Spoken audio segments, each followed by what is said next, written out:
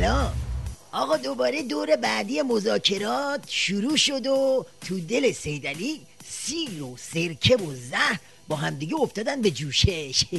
جماعت جام زهری هم این روزا سخت مشغولن که تا جایی که میشه فک سیدعلی رو وا کنن و زهر رو همچی شرشر روونه کنن تو حلقش.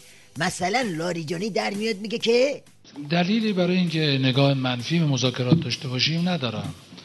این مذاکرات آغاز شد، یک مقدماتی رو طی کرد و الان وارد مرحله بعدی داره میشه. این یکی که اصلا دلیلی نداره نگاه منفی به مذاکرات داشته باشه، چون پشت پرده با شیخ پری قرارمداراشو گذاشته و سهمشو گرفته. حالا اگه نوچه‌های خامنه‌ای از مفاد توافقنامه و غلظت زهر بیخبرن تقصیر خودشونه. شما توی جلساتی که با آقای ظریف داشتید از جزئیات مطلع هستید، بعد نمایندگان معترض شدن که با همین تکیه بر همین خبر معترض شدن که فقط آقای لاریجانی نباید از جزئیات مطلع باشه، ما هم باید اطلاع پیدا کنیم. بعد میخوام ببینم که اصلا این صحت داره این جلسات شما با آقای ظریف و اینکه شما چیه؟ تا اونجا که من اطلاع دارم جزئیات پنهانی وجود نداره. همینایی که منتشر شده میکنم اون چه که ازش به ریزکاری ها یاد میکنن همیناییست که تو رسانه ها مطرح شده. چیز غیر از این من ندیدم و نشنیدم. بابا چی کارش داری؟ خب نشنیده دیگه. بریم سراغ یکی که شنیده. جواد زخیم هم گفته هم شنیده. آقای ظریف در آستانه دور جدید گفتگوهای هسته‌ای تاکید کرد در صورت حسن نیت طرف مقابل رسیدن به تفاهم در 6 ماه امکان پذیر است. آخه ظریفک یکم آبروداری کن. طرف اومده گفته برنامه اتمی نظام خوشگوندی، بعد تو دنبال حسن نیت و تفاهم 6 ماهه‌ای؟ مگه 6 ماهه به دنیا اومدی؟ خب وقتی اینجوری آب از لب و لوچت سرازیر میشه، اون وقت رقبا میان میگن سیگنال ضعف میدی. بابا یه تشری، یه چیزی، یه بوقی.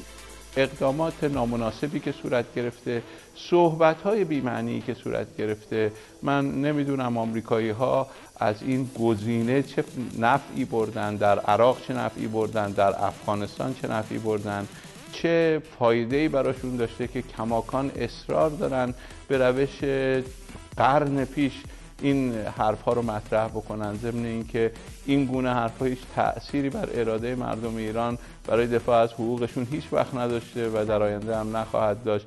بگی منو منظورش اینه که این حرفا و این ضربه ها هیچ تأثیری تو ارادهشون واسه ادامه زهرخوری نداره. منظورش اینه که هر بلایی سرش بیارن بازم قربون صدقه 5 به علاوه 1 میره و خودش و الاغچی رو پهن میکنه رو میز مذاکرات.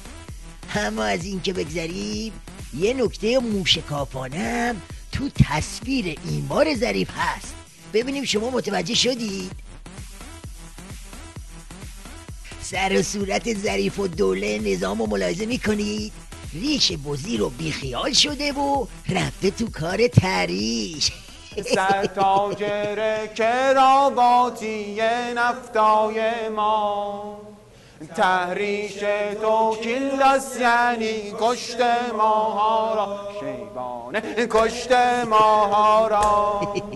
بله، اسم این تحریش ظریف ضربه‌گیر زهره.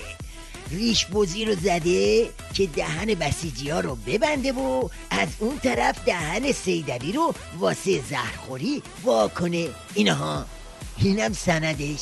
البته این مال قبل از در اومدن تریشه. کار ما در این مذاکرات دشواره. ما کاملا هم احساس وظیفه میکنیم، هم مسئول هستیم که در این مذاکرات از حقوق مردم ایران دفاع بکنیم. این کاریه که ما با حسن نیت، با اراده سیاسی و با برخورداری از حمایت کل نظام به دنبال خواهیم کرد انشالله.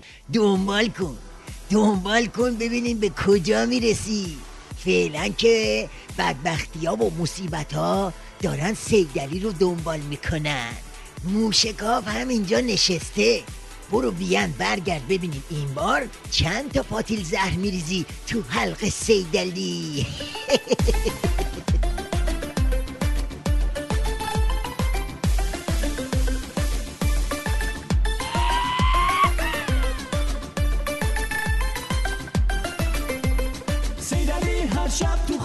شب تو خواب میکشه بدجور عذاب سیدعلی هر شب تو خواب میکشه بدجور عذاب خماره راه فرار نداره سیدعلی هر شب تو خواب میکشه بدجور عذاب خماره راه فرار نداره نگرونه بوز بیاره قیام گل بگیره دوباره دخلشو در بیاره میخوای بدونی چرا سیدعلی شده فتیل پیچ آخه باخته بازی رو تو خونه خودش هرچی رشته یا تو فتواش می نوشته شده پنبه موتورش یا تا آن سوزونده و اتاقش شده برو دبه سیدعلی میگن ریخته توی نظام کرک و پرت میریزن بسیجی و سپا یکی از دور و برت واسه تو تموم علی گدا این همه سال مفخوری برو بابا بهت نمیاد شاخشونه کشی قلدری